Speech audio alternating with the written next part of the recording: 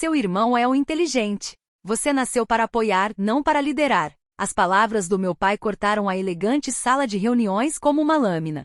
Cada sílaba parecia desenhada para me lembrar do meu lugar na hierarquia da família. Fiquei ali imóvel enquanto ele continuava seu anúncio diante dos diretores e parentes reunidos. Nathan vai assumir a Brit Holdings e herdar o fundo fiduciário de 50 milhões de dólares que sua mãe criou. Meu nome é Julie Whitmore, tenho 32 anos e desde que me lembro, vivi à sombra do meu irmão mais novo. Enquanto Nathan recebia elogios por qualquer conquista medíocre, eu era esperada para sorrir, apoiar e ficar calada. Mas aquele momento era diferente. Não era apenas mais um jantar de família em que meu pai exaltava seu filho de ouro, era o meu futuro sendo entregue diante de todos. A sala revestida em mogno caiu em silêncio, exceto pelo som suave da caneta do taquígrafo. Nathan endireitou-se na cadeira, um sorriso presunçoso se espalhando em seu rosto enquanto recebia os parabéns dos membros do conselho. Aos 29 anos, ele sempre fora o favorito de papai, o herdeiro perfeito, incapaz de errar aos olhos de Richard Whitmore. Observei os dois apertarem as mãos, satisfeitos. Julia continuará em sua função de apoio, acrescentou meu pai, mal olhando na minha direção. Ela sempre foi ótima com detalhes, com o trabalho nos bastidores. É onde ela pertence. Forcei-me a bater palmas educadamente, o som soando oco nos meus ouvidos. Ao redor da mesa, os conselheiros acenavam em aprovação, como se tudo aquilo fosse inevitável. Alguns evitavam meu olhar, outros ofereciam sorrisos de pena que só tornavam a humilhação maior. No fundo da sala, algo chamou minha atenção por um instante, um movimento rápido antes que eu voltasse ao espetáculo familiar diante de mim. Nathan já falava sobre sua visão para a empresa, com a autoconfiança típica de quem nunca precisou provar nada. Pretendo expandir nossas operações de forma significativa, declarou ele, gesticulando com entusiasmo. Precisamos pensar grande, assumir mais riscos. Mordi a língua, lembrando das vezes em que suas ideias arriscadas quase nos custaram contratos importantes. Mas apontar isso agora só confirmaria a visão de papai, a de que eu era uma funcionária metódica, não uma líder visionária. Então, permaneci sentada, mãos cruzadas no colo, assistindo meu irmão receber uma herança que deveria ter sido conquistada, não simplesmente concedida. No fundo, algo me dizia que aquele instante definiria tudo o que viria a seguir. Embora eu ainda não soubesse o quão drasticamente aquela tarde mudaria minha vida. Crescer na casa dos Whitmore significava aprender cedo que opiniões não tinham o mesmo peso. Papai, Richard Whitmore, havia transformado a Bright Fern Holdings de uma pequena consultoria em um império regional, e governava tanto a empresa quanto a família com o mesmo punho de ferro. Minha mãe, Patricia, morreu quando eu tinha 15 anos, deixando meu pai livre para nos criar segundo suas crenças rígidas sobre papéis de gênero e hierarquia familiar. Nathan tem instinto natural para os negócios, ele dizia a quem quisesse ouvir. Ele pensa como um empreendedor. Julie é cuidadosa, metódica, perfeita para funções de apoio. Não importava que eu tivesse me formado com honras na escola de negócios, enquanto Nathan mal passou com média razoável. Não importava que eu tivesse passado os últimos 8 anos trabalhando em todos os departamentos da empresa, aprendendo tudo desde a base. O que importava era que Nathan era o filho, o escolhido, e eu era apenas a filha boa em planilhas. A ironia era clara. Enquanto Nathan frequentava eventos de networking e jogava golfe com clientes potenciais, era eu quem mantinha a empresa de pé. Eu revisava contratos, encontrava erros contábeis que poderiam nos custar milhões e resolvia, silenciosamente, os problemas criados pela visão dele. Quando o grupo Henderson quase cancelou o contrato por causa de prazos impossíveis que Nathan prometeu, fui eu quem trabalhou 3 fins de semana seguidos para salvar a parceria. Quando a expansão agressiva para o mercado de Fênix começou a dar prejuízo, fui eu quem criou o plano de reestruturação que o tornou lucrativo. Mas papai nunca viu nada disso. Ele via apenas o carisma de Nathan, sua ousadia, sua habilidade de encantar uma sala. O que ele não percebia era que os detalhes que eu cuidava eram, muitas vezes, a diferença entre o sucesso e o desastre. Minha avó Eleanor, por outro lado, via tudo com clareza. Mesmo antes de morrer, há 6 meses, minha avó já fazia perguntas diretas sobre os negócios. Queria entender não apenas a visão, mas também a execução. Em jantares de família, ela me chamava de canto para conversar sobre projetos específicos, ouvindo atentamente enquanto eu explicava os desafios que enfrentávamos. Diferente do meu pai, ela parecia realmente interessada na minha perspectiva. Você tem a mente da sua avó para os negócios, ela me disse na nossa última conversa. Foi ela quem construiu a base que seu pai apenas expandiu.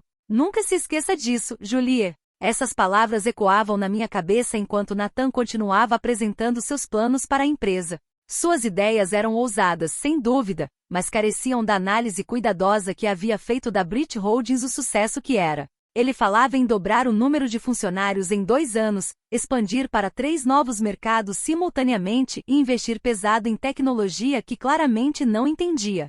Os membros do conselho balançavam a cabeça em aprovação, mas eu via o receio escondido nos olhos de alguns. Eram pessoas inteligentes, sabiam de negócios, e conseguiam ouvir os mesmos alarmes que soavam na minha mente. Mas ninguém ousaria questionar o herdeiro, especialmente diante do pai. Um leve burburinho no fundo da sala chamou minha atenção de novo, mas quando olhei, só vi os rostos familiares da nossa advogada e sua assistente. A humilhação me envolveu como um peso conhecido, enquanto Nathan se banhava em seu momento de glória. Não era a primeira vez que eu era empurrada para as sombras enquanto ele recebia crédito e reconhecimento, mas parecia a mais definitiva de todas. 50 milhões de dólares e o controle de uma empresa que eu conhecia melhor do que qualquer um, entregues a alguém cuja maior conquista profissional havia sido não destruir completamente os departamentos que eu construí.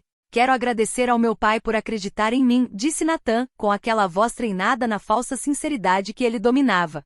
Claro, a minha irmã Julie por todo o apoio. Sei que posso contar com ela para me ajudar a implementar minha visão. As palavras doeram. Reduziam 8 anos da minha carreira a um papel de coadjuvante na história dele. Eu sempre soube que esse dia chegaria, mas saber e viver são coisas completamente diferentes.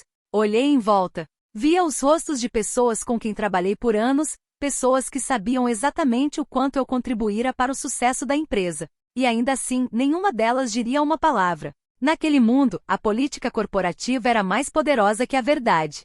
Julie sempre foi a pessoa dos detalhes, continuou meu pai, num tom que soava como elogio, mas não era.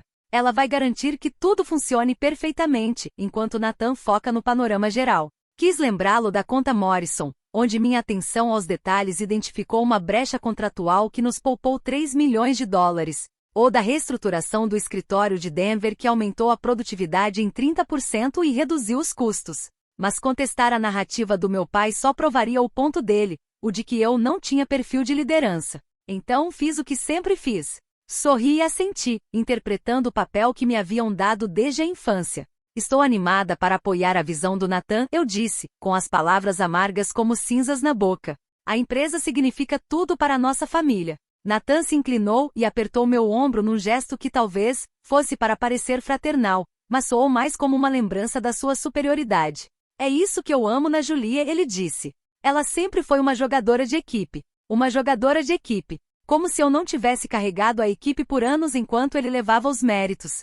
Como se minhas ideias e inovações fossem apenas trabalho em grupo, e não liderança. Aquela indiferença disfarçada de elogio doeu mais do que a rejeição explícita do meu pai. Bem, acho que isso conclui nossos assuntos por hoje, anunciou meu pai, levantando-se para sinalizar o fim da reunião. Nathan, precisamos discutir o cronograma da transição.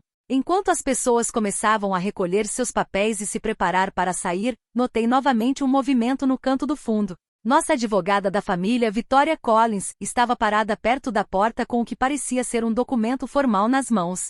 Sua expressão era séria, quase sombria, e ela parecia estar esperando o momento certo. Um pressentimento pesado se formou no meu estômago, mesmo que eu não soubesse explicar por quê. O pior já não havia acontecido? Assim que meu pai e Nathan começaram a falar sobre os planos de transição, Victoria pigarreou alto no fundo da sala. Com licença, disse ela com uma voz firme, carregada da autoridade de 30 anos de prática jurídica. Antes de encerrarmos, há algo importante que precisa ser tratado. A sala caiu em silêncio. Victoria era nossa advogada havia mais tempo do que eu estava viva a cuidar de tudo, desde contratos corporativos até o planejamento do patrimônio da família. Não era alguém que interrompia uma reunião sem motivo, e o documento em suas mãos deixava claro que aquilo não era uma questão administrativa qualquer. Victoria, do que se trata? Perguntou meu pai, e o tom dele mudou de comemorativo para tenso. Isso pode esperar? Estamos no meio de... Receio que não possa esperar, Richard, interrompeu ela, algo que nunca via acontecer em todos os anos em que a conhecia. Isso tem relação direta com o anúncio de herança que o senhor acabou de fazer. O sorriso confiante de Nathan começou a vacilar. Como assim? Perguntou a voz um pouco mais aguda. Está tudo resolvido. O testamento da vovó foi lido há 6 meses. Vitória caminhou até a frente da sala, os saltos marcando o ritmo no piso polido, num som que parecia amplificar a tensão. Agora todos os membros do conselho a observavam, todos sentindo que algo importante estava prestes a acontecer. Meu coração acelerou sem que eu soubesse o motivo. Está correto, Nathan, disse Vitória, colocando o documento sobre a mesa de conferência. O testamento original da sua avó foi lido há 6 meses. Mas o que foi lido não era o testamento final. As palavras pairaram no ar como uma bomba prestes a explodir. O rosto do meu pai empalideceu. Nathan olhava para Vitória como se ela tivesse começado a falar em outro idioma. Ao redor da mesa, os conselheiros trocavam olhares confusos, tão perplexos quanto eu. Não entendo, disse meu pai lentamente. O testamento da mamãe foi finalizado há anos. Ela deixou tudo muito claro. Sua mãe fez uma alteração no testamento 3 semanas antes de falecer, anunciou Vitória com a voz firme e profissional. Ela esteve no meu escritório em 15 de janeiro e assinou uma cláusula adicional que modificou significativamente a estrutura da herança. Senti a sala girar ao meu redor. 15 de janeiro, 2 dias depois de a vovó Eleanor ter visitado o escritório para revisar nossos relatórios trimestrais. Ela passará horas analisando os demonstrativos financeiros, fazendo perguntas detalhadas sobre o desempenho de cada departamento. Eu havia achado que era apenas seu costume de sempre, entender tudo a fundo. E isso é impossível! Exclamou Nathan, a voz trêmula. Ela teria nos contado. Teria falado com o papai. Vitória abriu o documento com movimentos experientes. Eleanor Whitmore foi muito específica em suas instruções, disse ela. Quis que o testamento revisado permanecesse selado até o dia em que a herança fosse oficialmente anunciada à empresa. Ela acreditava que isso permitiria a avaliação mais precisa de como a família realmente via seus 2 possíveis herdeiros. A realização me atingiu como um golpe físico. A vovó estava nos testando. Ela vinha observando como o papai tratava Nathan e a mim, acompanhando nossas contribuições reais para a empresa, e tomou sua decisão final com base no que viu, não no que ouviu. O que diz a emenda? Perguntou meu pai, embora o tom de sua voz deixasse claro que ele já temia a resposta. Pela primeira vez desde que entrara na sala, Vitória olhou diretamente para mim. A emenda designa Julia Whitmore como beneficiária principal do fundo fiduciário de 50 milhões de dólares e concede a ela o controle acionário da Brit Holdings. O silêncio que se seguiu foi tão absoluto que pude ouvir as batidas do meu próprio coração. O rosto de Nathan passou de pálido a quase cinzento, e meu pai encarava Vitória como se ela tivesse acabado de anunciar que a gravidade havia deixado de existir. Ao redor da mesa, os membros do conselho assimilavam a notícia com o cuidado de quem sabia que tudo o que achava que entendia acabará de mudar. Deve haver algum engano, murmurou Nathan, mas até ele parecia saber que Vitória Collins não cometia erros com documentos legais. Fiquei imóvel na cadeira, incapaz de processar o que acabará de ouvir. Depois de 32 anos sendo considerada não inteligente o suficiente sem perfil de liderança, não a escolha certa. A única pessoa cuja opinião realmente construiu essa empresa havia me escolhido. Vitória continuou a leitura, sua voz cortando o silêncio atônito. Após cuidadosa observação das contribuições de ambos os meus netos a Bright Fernholds, concluo que Julia possui a visão de negócios, a atenção aos detalhes e o pensamento estratégico necessários para conduzir a empresa rumo ao futuro. A boca de Nathan se abriu e fechou como a de um peixe fora d'água. O menino de ouro, que nunca ouvirá um não na vida, estava experimentando pela primeira vez o gosto da rejeição. Meu pai, por sua vez, afundou na cadeira, como se o peso daquela revelação o esmagasse. Continue lendo, ouvi minha própria voz dizer, soando estranha até para mim mesma. Vitória sentiu aprovada. Embora Nathan demonstre entusiasmo e carisma, suas decisões têm revelado um padrão de erros custosos que podem colocar em risco o futuro da empresa. A crise contratual com o grupo Henderson, a falha na estratégia de expansão em Phoenix e a quase falência do escritório de Denver sob sua supervisão me convenceram de que liderança exige mais do que personalidade e boas intenções. Cada ponto que ela mencionava era uma falha que eu mesma havia corrigido em silêncio. A vovó observara muito mais de perto do que qualquer um de nós imaginava, e estava anotando tudo. O contrato com o grupo Henderson, que Nathan quase arruinou com promessas impossíveis, eu o salvei renegociando os termos e trabalhando 3 fins de semana seguidos. A expansão em Phoenix, que sangrou dinheiro por 8 meses, fui eu quem criou o plano de reestruturação que a tornou lucrativa. A crise do escritório de Denver, que poderia ter nos destruído, identifiquei os problemas e implementei soluções enquanto Nathan colhia os louros por sua liderança ousada. Vitória prosseguiu. Além disso, durante minha última visita aos escritórios, observei que os funcionários recorriam constantemente a Julia para resolver problemas complexos, enquanto o envolvimento de Nathan geralmente exigia correções posteriores. Esse padrão sugere que a liderança operacional da empresa já está de fato nas mãos de Juliette, independentemente de títulos oficiais ou expectativas familiares. Lembrei-me daquele dia de janeiro, quando vovó visitou os escritórios sem avisar. Dissera que queria ver como as coisas realmente funcionavam em vez de receber uma apresentação ensaiada. Fiquei surpresa com a quantidade de funcionários com quem ela conversou, com quantas perguntas fez sobre as operações diárias. Agora eu entendia, ela estava conduzindo uma avaliação. Isso é uma loucura. Nathan explodiu, perdendo completamente a compostura. Eu sou quem foi preparado para essa posição. Eu sou quem o pai escolheu. Não dá para mudar tudo por causa de um documento de última hora. O documento tem validade legal, respondeu Vitória com calma. Sua avó tinha todo o direito de modificar o testamento, e estava em plena sanidade mental quando fez as mudanças. Tenho os laudos médicos comprovando sua capacidade, além de um vídeo em que ela explica suas razões. Meu pai finalmente encontrou a voz, ainda que fraca. Ela gravou um vídeo? Gravou, confirmou Vitória.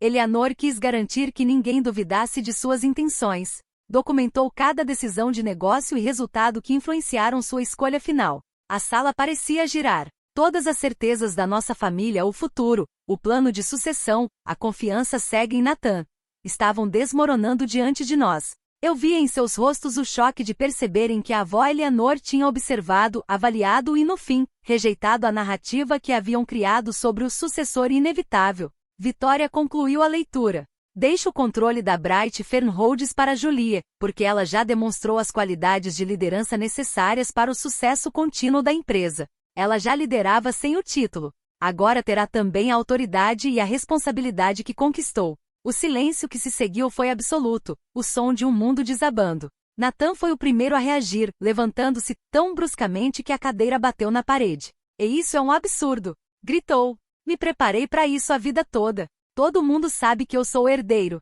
Isso não pode mudar por causa de uma manipulação de última hora. Nathan, disse Vitória firme, sua avó não foi manipulada.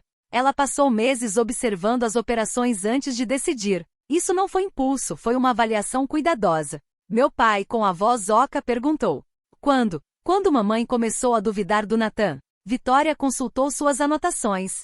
De acordo com meus registros, Eleanor pediu uma revisão do plano patrimonial em setembro, cerca de um mês após a crise com o grupo Henderson. Ela disse que queria reavaliar se suas suposições originais sobre sucessão ainda eram válidas. A crise do grupo Henderson. Nathan havia prometido a um cliente uma análise de mercado completa em 2 semanas, um trabalho que normalmente levava 6.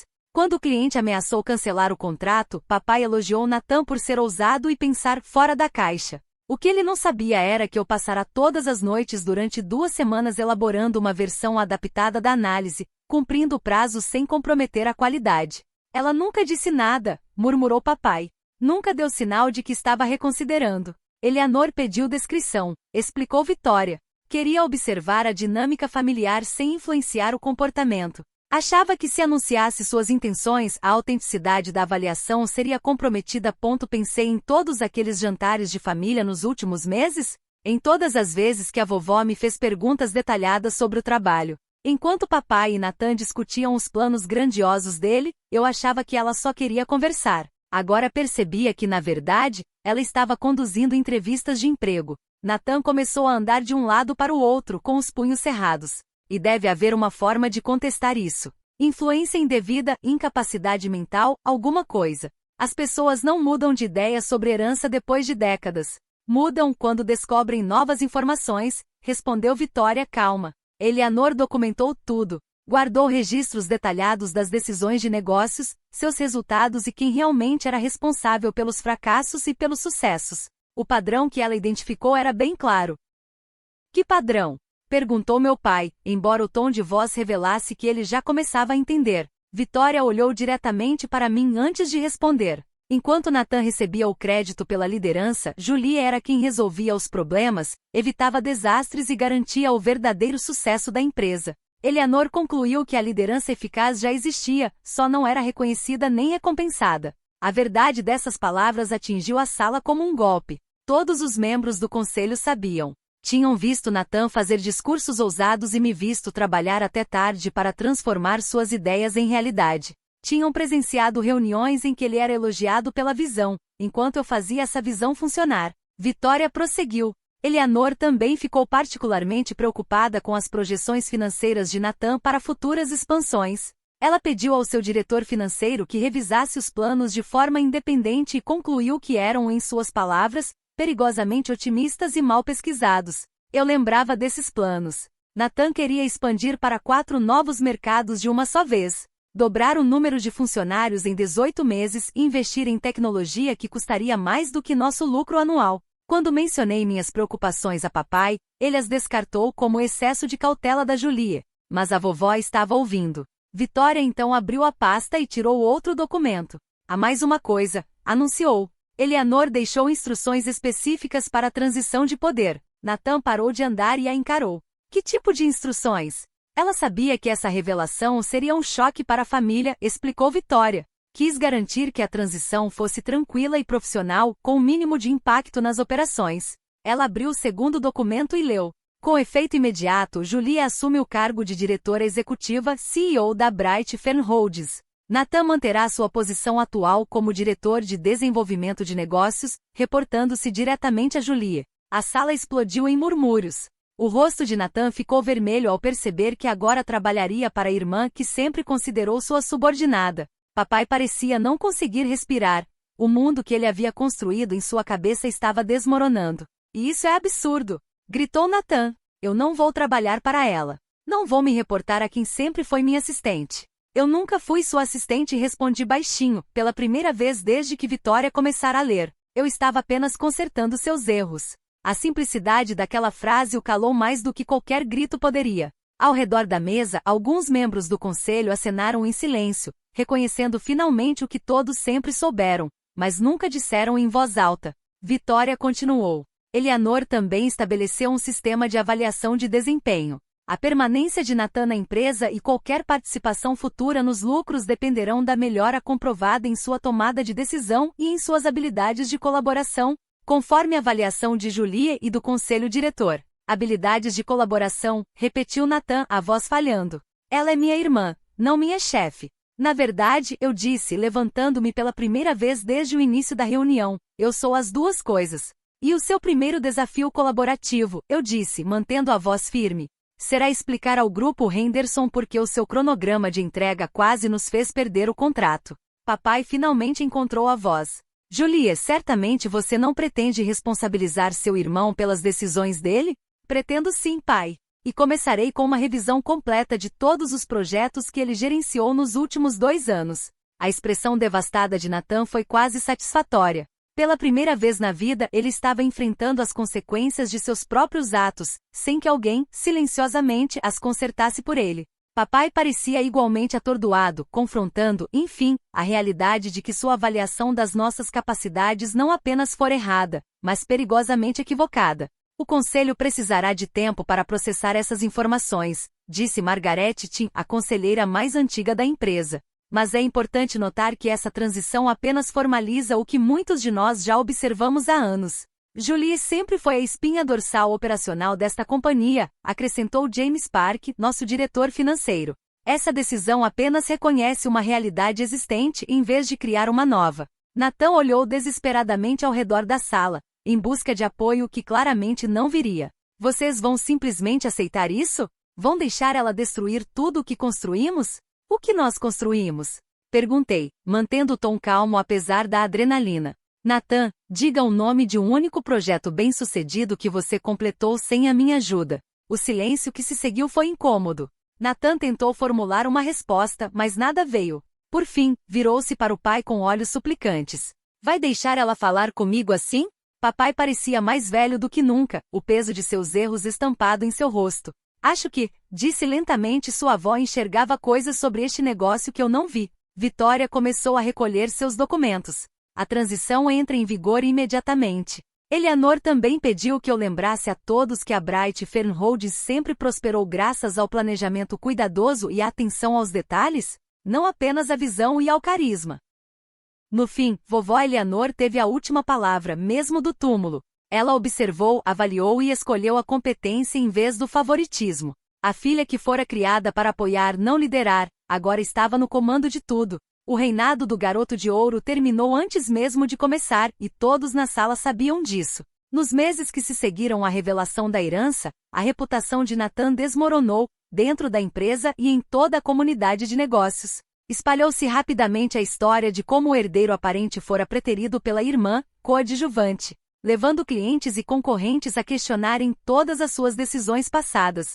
Suas tentativas de conseguir cargos executivos em outras empresas fracassaram uma após a outra, pois as verificações de referência revelavam a verdadeira razão pela qual sua avó o havia deixado de lado, um histórico de erros caros e falta de competência. Richard, por sua vez, enfrentou a própria humilhação profissional. Colegas descobriram que sua avaliação dos filhos fora tão falha que sua própria mãe precisou intervir do além, para corrigir décadas de favoritismo que quase arruinaram o negócio da família.